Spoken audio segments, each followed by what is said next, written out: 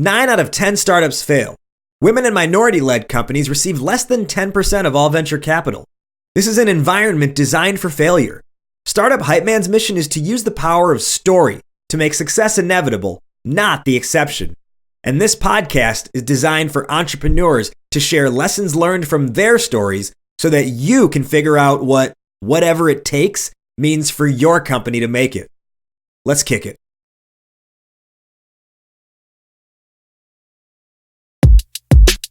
From the Hype HQ recording studio in Chicago, Illinois, it's Startup Hype Man, the podcast. I am your host and the Startup Hype Man, Raj Nation. Every week we bring you real talk and unpack the behind-the-curtain strategies with the entrepreneurs who are doing it or who have been there, done that, all to help your startup grow up and stand out. Join the Hype Nation and catch every new episode, plus get resources and other stuff that actually help you, not the whack promotional junk that other companies try to shove down your throat. All you have to do is add your email at startuphypeman.com. Ready for some real talk? Time now for me, Raj Nation, to turn it over to, well, me, Raj Nation, for this week's conversation. All right, welcome back, everybody, to another episode of Startup Hype Man, the podcast. Today on the show, we welcome Susannah Bailin. Susannah is the founder and CEO of AdviceCoach, based out of New York City. What is AdviceCoach? It is a platform that digitizes treatment plans and communication between healthcare providers and patients. AdviceCoach ensures that the care prescribed in the office is followed effectively after patients return home when they spend their time in recovery. So if you've ever been to a physical therapist and they give you these good exercises and you do them while you're in physical therapy, and then your physical therapy ends or you have to go home and they're like, do these exercises. You kind of put that piece of paper in the corner of your desk and never look at it. AdviceCoach is here to help make sure that you actually do those exercises by connecting you with the physical therapist. They are based out of New York City. They've got 1,100 patients on the platform spread out across 5 clinics who are their customers. Currently, the monthly revenue sits at $2K, self-funded. Susannah is also a member of the New York Angels, so she makes investments herself. Susannah, welcome to the podcast. Thank you, Rajiv. I'm thrilled to be here. I hope I did your introduction justice there. I'm sure that I wrote it for you, so it should be perfect. Well, that said, our topic today, which I think is a really interesting one because it's going to hit on more people than I think they even think themselves, but it's about how do you build software for non-technical users. Can you tell me why this is on your mind? Why is this important to you? So basically, I'm a non-technical user, right? I have my phone with me at all times, and the only apps and the only software that I interact with are the simplest. And what my experience has been just as a user is that those technologists out there, the engineers, get feature greedy. And that ends up leading to a lot of churn. So we did a lot of work trying to figure out exactly how much we could ask an end user to do. And so I'd love to share that with your audience.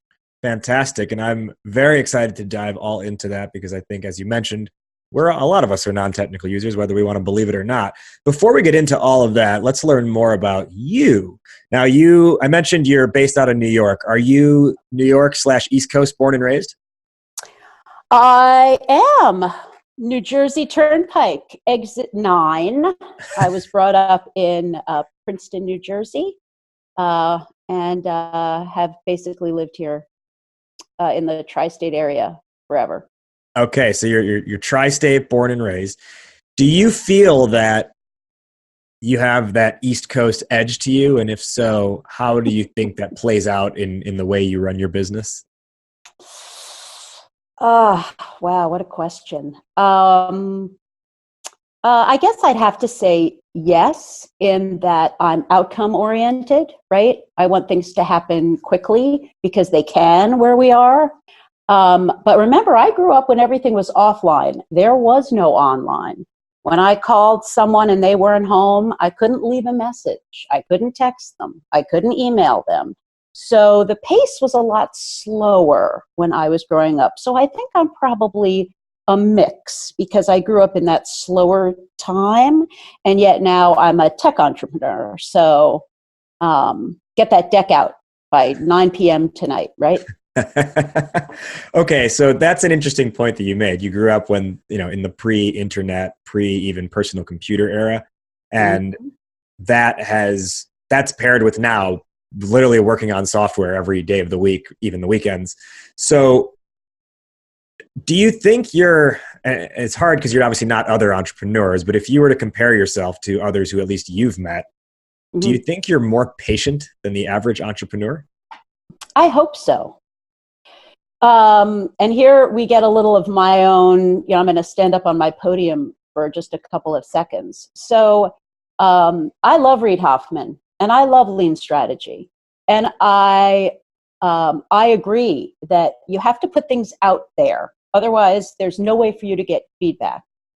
But the cycle of create, test, pivot or iterate, create, test, iterate, create, test, iterate is expensive.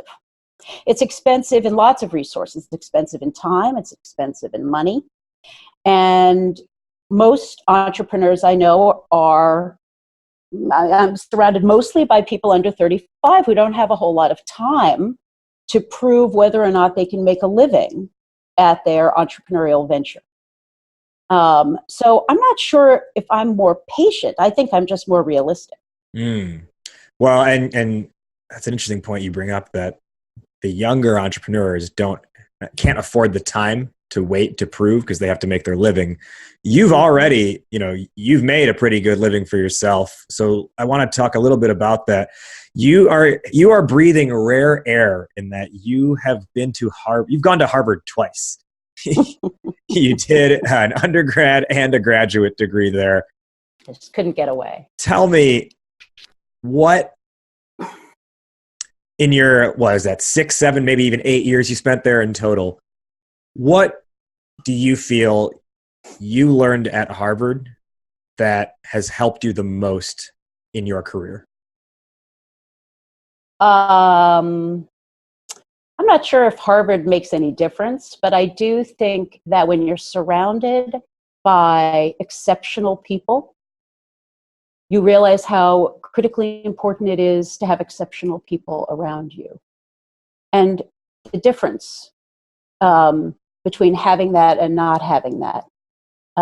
So when you hear hiring, I'm sure you have podcasts on hiring, and everyone says, you have to hire the A person, because if you hire the B person, then they hire the C person. And it all sounds very formulaic.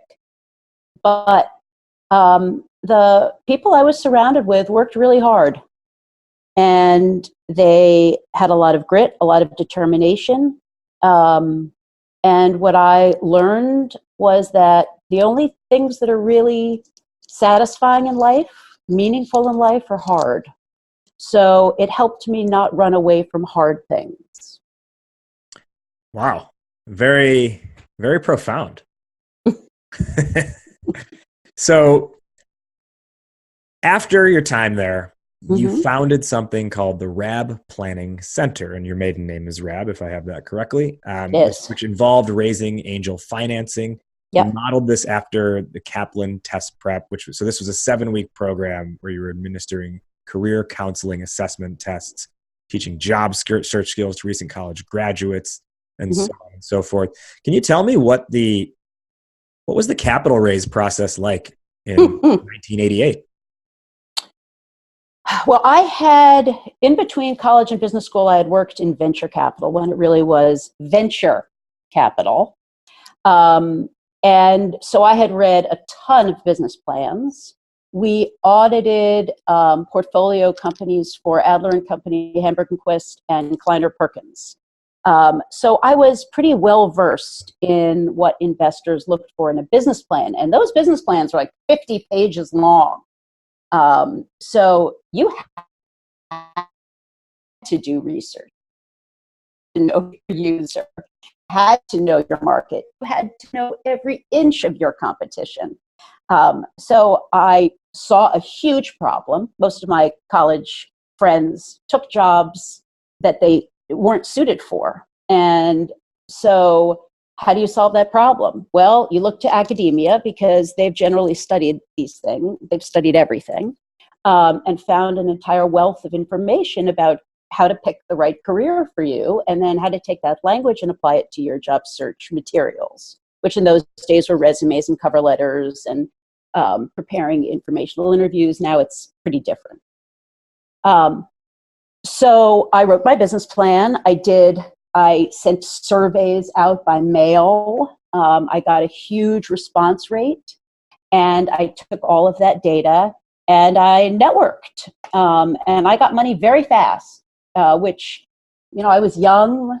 On the other side, as an investor, I see that unless you've worked for Amazon and Google and Apple, and then you have credibility and there's a certain level of trust, making a investment in a young entrepreneur is a somewhat of a transference experience, right?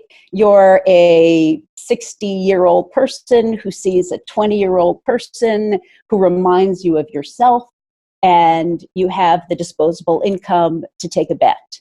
So I raised money very fast. I raised $400,000, and like many entrepreneurs today, I spent it very quickly. I had beautiful office space. All of the materials were made from leather, notebooks, and I did a huge marketing campaign on the subway in Boston. And by the time I found product market fit, which was not with recent college graduates, but with employees in their early 30s who had actually experienced how bad it was to have the wrong job for 10 years and had the money to pay me, I ran out of money. I sold the IP, and it was a great learning experience. So I've done everything 180 degrees differently this time. We are going to do something in the interest of time that I don't think we've ever done on this show before, which is fast forward almost 30 years. So let's talk about AdviceCoach, which you've been working on since May 2014. I mentioned at the top of this episode, I gave the background on AdviceCoach and sort of the what. Yep. Can you talk to us about how you got involved in this line of work in the first place? Okay, so clearly I look for problems. And the problem that I found in 2014 was that I couldn't remember anything. And I certainly couldn't remember the things that I absolutely needed to remember. I won't go into it, but our technology was initially developed for a publishing use case. And we found that in order to speed up the sales process, we needed a content owner that had an urgent need for their end user to implement their instruction. So we pivoted into healthcare. And because we have our phone with us all the time, and because it's so cheap with cloud servers to deliver software from any device, we decided to focus on a use case that had a high need for video content. And I had been in physical therapy. I knew that these sheets of paper were ridiculous, that either you lost them or you couldn't understand them, that 90% of recovery happens at home. Either you do your exercises or you don't. And so that's how our technology shifted into healthcare and now physical therapy, though our technology itself is a content delivery system. We really are use case agnostic. But as every entrepreneur who listens to your podcast knows, there are lots of opportunities for you. And you have to pick one that you personally understand well so that you can communicate easily with whomever you're selling to. And that's why I picked physical therapy. Awesome.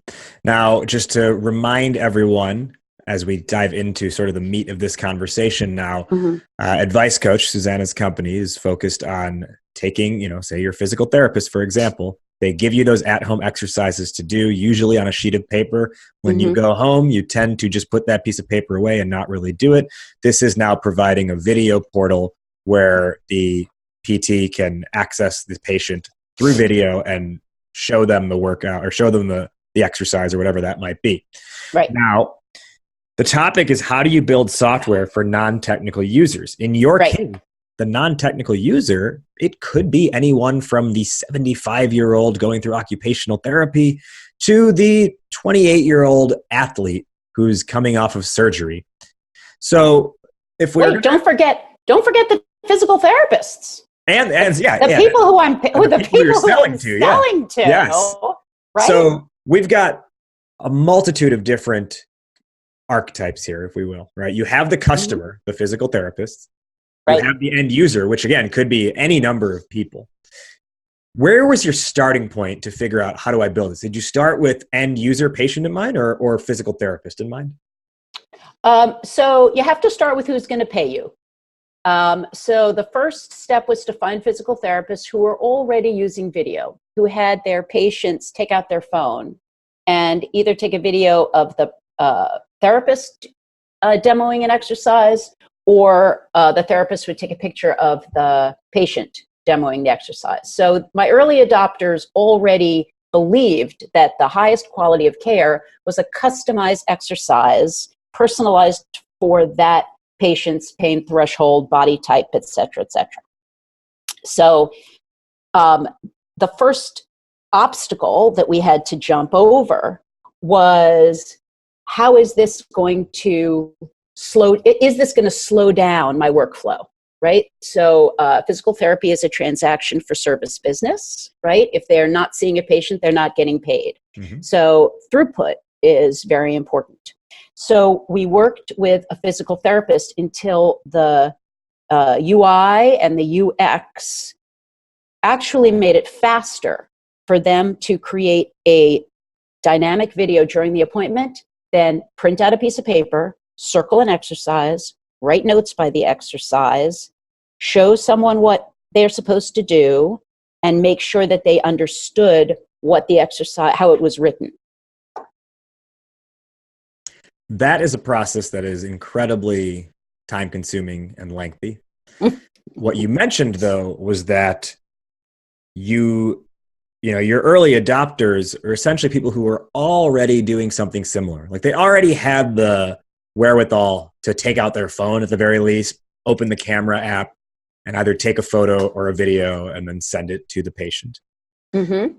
So did you then build with that exact person in mind, or did you build with the one layer removed from that, which is still the person who's de-digitized? That's exactly right. What you do is you start with someone who has the energy and the enthusiasm for what you're doing and is willing to put up with all your bugs, is willing to put up with all the mistakes you make. I mean, you make so many errors, right? You decide this is what they want, and this is what they want, and this is what they want. And so we worked with a few early adopters in, pre-revenue, right? No, just they were doing me a favor, right? Until we got the click-throughs down to such a simple flow that we tried it out on a 55-year-old physical therapist who only saw Medicare patients. And that is where you saw, hey, this is even working for that person. It's that. That's exactly right. Okay. That's exactly right. And then we have, so in order to make these playbooks, you go on into a SaaS platform. The playbooks themselves can be made by anybody, right? You could go on to advicecoachapp.com right now and create a playbook for, I don't know if you have children, but you could put all the chores they have to do for the week, and then they can download our app for free and find your playbook. And then you can send a push notification to them from your phone saying, look, on Monday, just uploaded a selfie video, please watch it. And you can say, by the way, when you're cleaning your room, make sure you put your shoes in the closet, whatever. So we had to develop a very simple process for creating that playbook, right? For people who are not technical. And here's one mistake we made. We decided that if we had one screen, that would be best, right? If you said everything you need here is on one screen, people would say, wow, this is so easy. Wrong, wrong, wrong. More than one thing on a screen, you lose. It's too much friction. So we ended up, like Typeform, which is brilliant UX, one question at a time, and we got the questions down to 4. So you can create a playbook by answering 4 questions, and in seconds, it will be published on any iOS or Android phone. And so what I'm trying to get across is that no matter how simple a engineer thinks the user experience is, it's not simple enough. Yeah, that's a really good point. And I think that that notion you brought up there, that you thought the one screen would be the answer. I think in the moment, and if you're not thinking with enough of a design mind, it makes logical sense. But then if you really take a step back and think about how we use things ourselves, we tend to like sequential processes that we can follow. You mentioned Typeform and how it's got brilliant UX and UI. Part of that brilliance is that you feel like you are accomplishing something while you are going through it. Right? It shows you the progress bar at the bottom. That's true. I will tell you that if you ask people to do more than 6 things, you're going to lose them. So a progress bar is fine as long as you're not asking me to have too much progress. You know, I'll start. And who knows? Maybe I'm not a UX designer. I'm not a UI professional. I know that there is a wonderful, wonderful book that I read when I first started this business called "Don't Make Me Think" by Steve Krug. Have you read that? Don't Make Me Think. I haven't, but I'm writing it down. Okay. He wrote it in, wait, I have it in front of me, in 2014. And it's basically a brilliant system for design theory from a psychological viewpoint. And, you know, we can't get beyond our own biases. It's one thing, you know, you can study this and you're still going to have your own biases. So you can't do this by yourself. You know, for those entrepreneurs out there who are developing any kind of technology, the reason you want lots of feedback is just because you're projecting your own values on whatever it is you're doing. You can't escape that, right? Read Daniel Kahneman's Thinking Fast and Slow. It's part of our biology. And if you apply that to the development of any user experience, it makes you feel pretty humble pretty quickly. Yeah. Well, you talk about gathering feedback there. So, you know, as I'm starting to map out what you're saying, you mentioned, hey, start off with who's going to pay you, which is likely going to be the early adopters who are already doing something similar, even if it's not using your product or the technology you're building, but they're doing something that indicates behavior in that direction, because they will be willing to put up with your bugs, your mistakes, and your errors. So would you say step 2 of this process then is to be gathering feedback? And if so, how and when do you gather feedback? Yeah, I'm not the first person who said get out of the leave your office. I think that's a pretty that's a pretty well-known statement. You know, this is also where my background is somewhat harmful, because nowadays, if you ask people, well, how much user research do I have to do? And they say, well, if you talk to between 5 and 8 people, that's a good idea. You know, in my day, if someone told me talking to 8 people would be enough for doing user research, I would have been laughed out of the room. Because first of all, we all know statistically that's crazy, right? But no one wants to believe that it's going to take more time or cost more money, because they don't have the time and they don't have the money. So they have somehow convinced themselves that 8 people, I don't know, have you heard this? 8 to 10 people is sufficient to iterate a product. I haven't heard that exact number, but I do know people tend to just ask a few people or whatever, some small group, and then go from there. Yeah.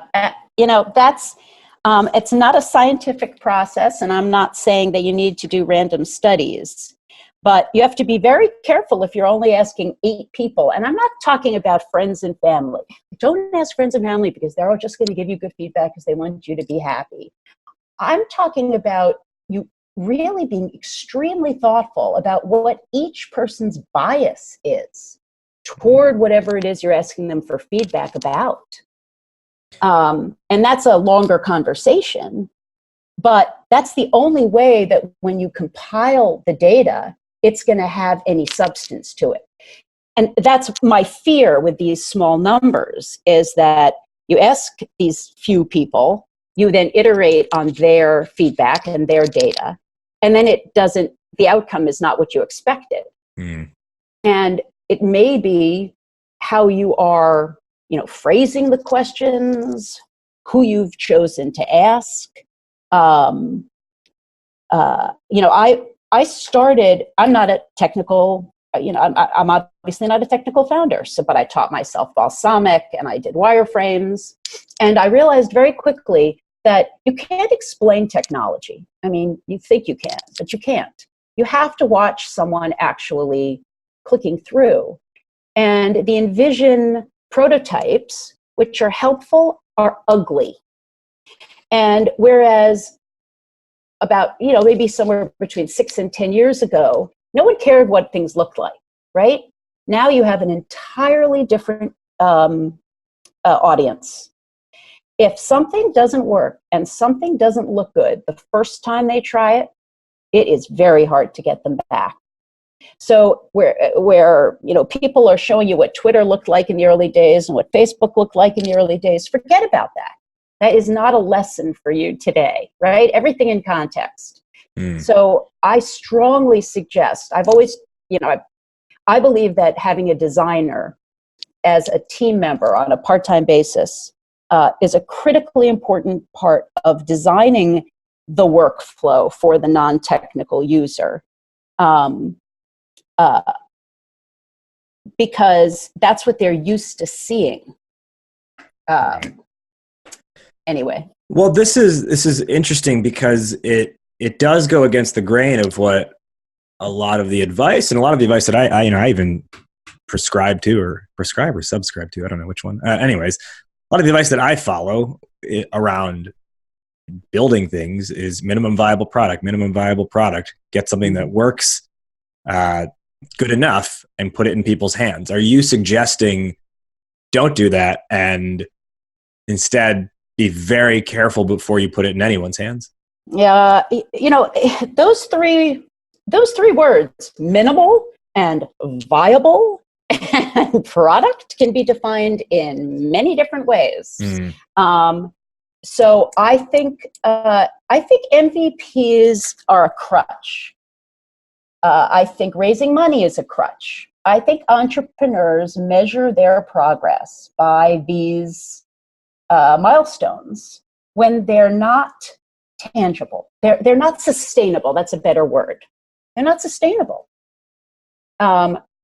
Raising money doesn't mean you have a product that you're going to be able to sell at the right price to be profitable. Making an MVP does not mean you've created something that people are going to use.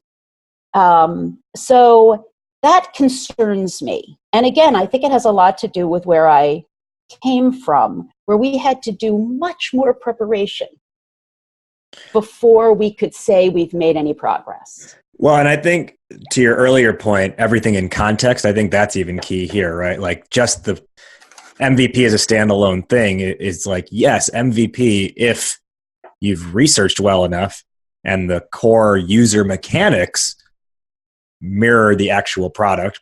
Maybe it doesn't look as pretty as it could, but you're building with the right user behavior in mind and the right usage of it. Does that at all? Yeah, I mean, listen, I can only project where I am and who has used my technology. Yeah. But I will tell you that people have no patience, and they expect that the end user is not a techie. They can't see past ugly.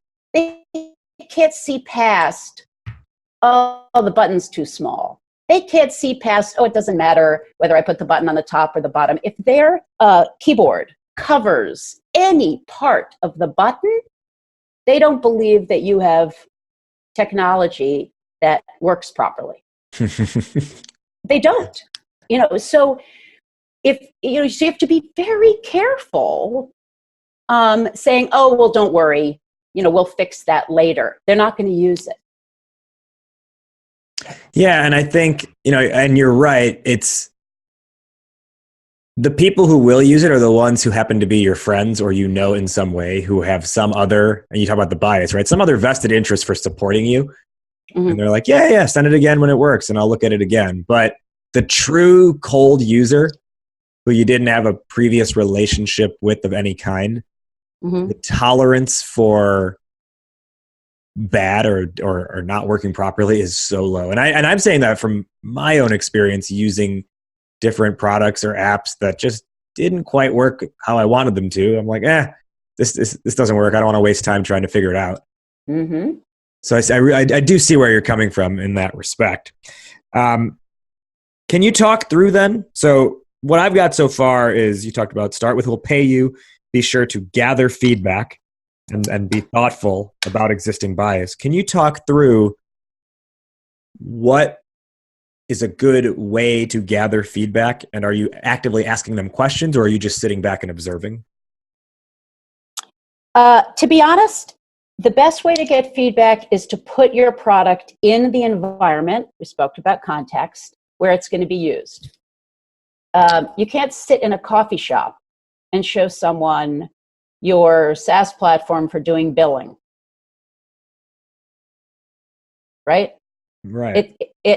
You have to have a very simple onboarding video that they can follow, and then you give it to them and you tell them they need to use it. And follow if they're using it and what they're doing and what they're not doing, and write them a text and say, I saw that you clicked in and you did one thing and then you left. Was it why? You haven't been on for 3 days. Why? This is a really key point here, and I don't want anyone listening to gloss over this. Put it in the environment it's going to be used. I think that's where a lot of entrepreneurs, a lot of startups, that's an area they overlook. The coffee shop thing you mentioned, I've seen it happen a lot. Hey, can you take a look at my app? Something like that. But the reason, come back to that idea of context, and the reason why the environment matters is that person, their frame of reference has now shifted to how do they operate, how do they think, how do they act when they are at work, when they are at school, when they are insert location or insert activity. And although we're all generally the same people or whatever individually, like we have a personality and we go and do different things, our brain is set up to function, or from our previous experiences, we know when we go and do something in this environment, our brain is having us behave in a different way slightly than when we are maybe at home. And it's also factored into that is who's around us, right? Is there social pressure of some kind that forces us to think or act in a certain way? It's exactly right. There's a wonderful study of smoking cessation, where they found the percentage of people who stopped smoking on vacation, okay, in an entirely new environment with a different routine, your senses, every sense, right, is experiencing something new. They were able to sustain the smoking cessation longer than anyone else. Wow. Because your routine is broken. And what you're trying to do to change behavior is change your routine. So the opposite is true when you're trying to sell a product into a environment, right? You want to make sure that it fits the routine. Right. Now, the last sort of area I want to ask you about before we wrap up here is, what did you do on this for the end user of the patient in this case, is that a separate app that they are experiencing, or a separate user flow entirely that they're experiencing? Yeah, so everything started with the patient, because when I was building the business model, whereas the provider has incentive to speed up recovery, get bonus reimbursements by delivering the highest quality of care, et cetera, et cetera. If the patient doesn't use it, you're dead. Right? So most businesses, I believe, are B2B to C.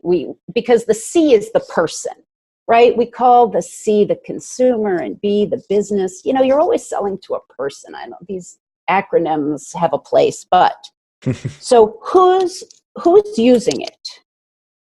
And that was easy for me because I was the patient. So I knew exactly how much friction there was in getting my exercises done at home. I knew that I wanted to click twice, maybe even once, and we got it down to one click to get to my exercises. I wanted to make sure I heard my provider talking to me. I wanted all of the extraneous information, sets, reps, intensity, frequency, in the same place my video was. And I wanted a quick way to send feedback if something hurt and I didn't know whether I should continue to do the exercise or not. And Can you clarify one thing for me? Sure. You said in this case, well, everything starts with the patient. At the top of this conversation, you said, we'll start with who's going to pay you, which in this case is the providers. Can you reconcile, I guess, what you mean in one case versus the other?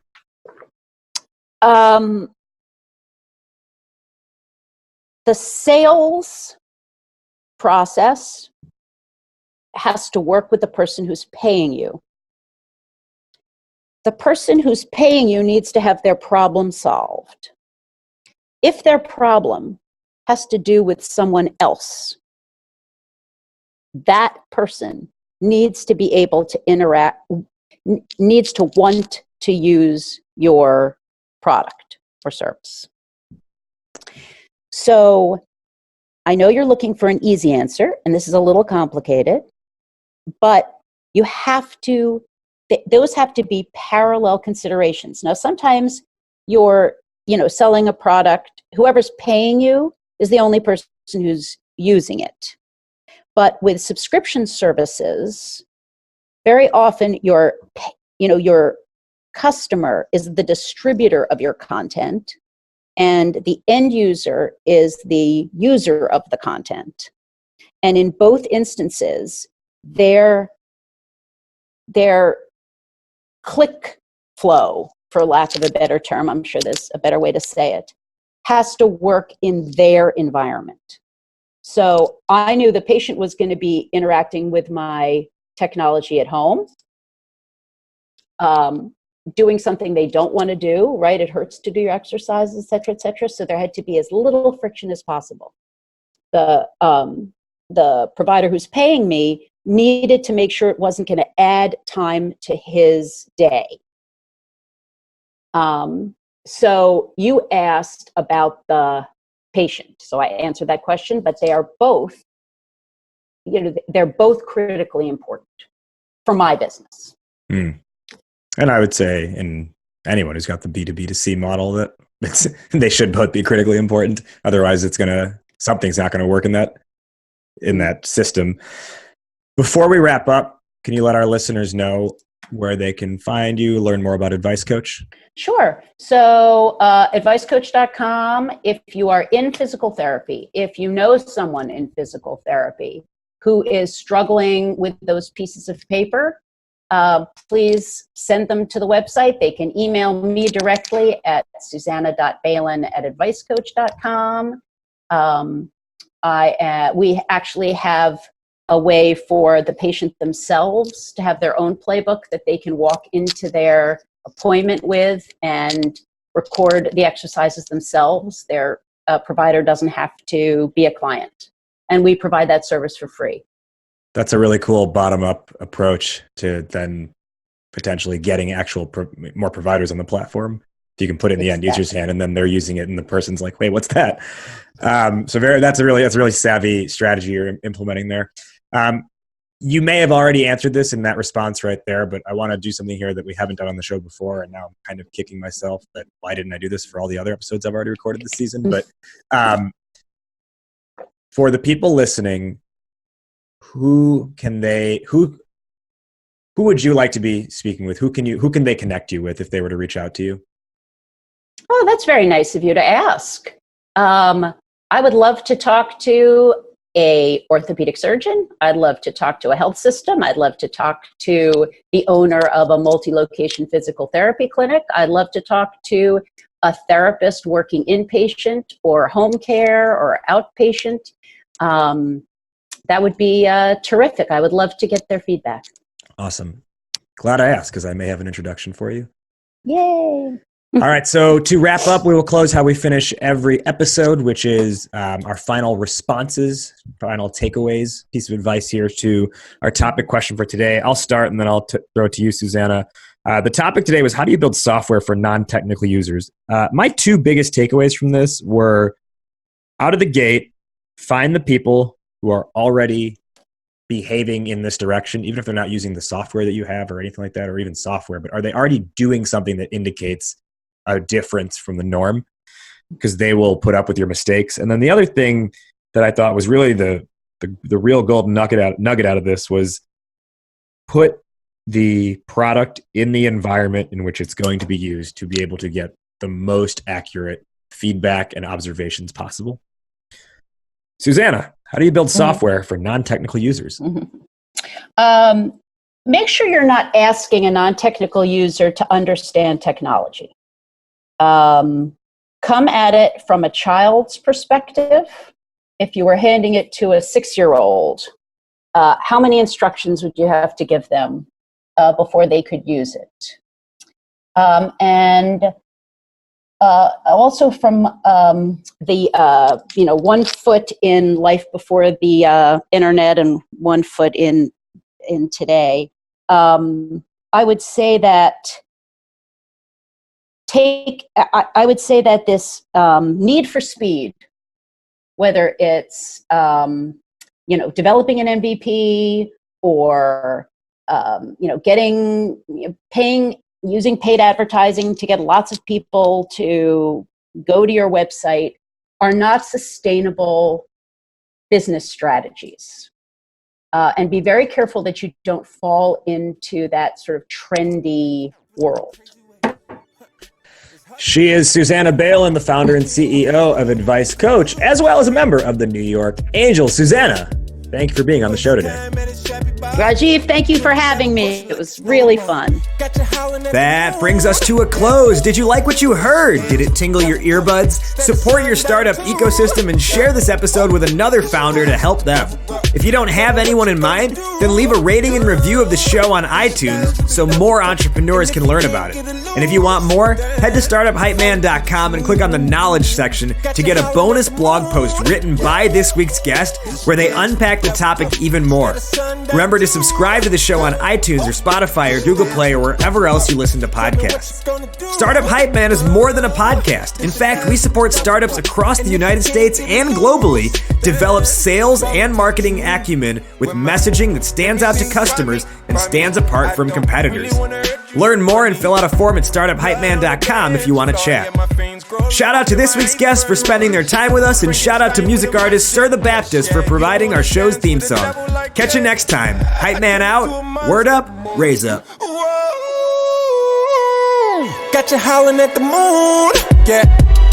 This a dance with the devil, girl. Instead of sundown too, yeah. This a dance with the devil, girl. Tell me what you gonna do, yeah. This a dance with the devil, girl. And if you can't get it loose, then fall into the truth. It got you howling at the moon, yeah. This a dance with the devil, girl. Instead of sundown, yeah. This a dance with the devil, girl. Tell me what you gonna do, yeah. This a dance with the devil, girl. And if you can't get it loose, then dance with the devil.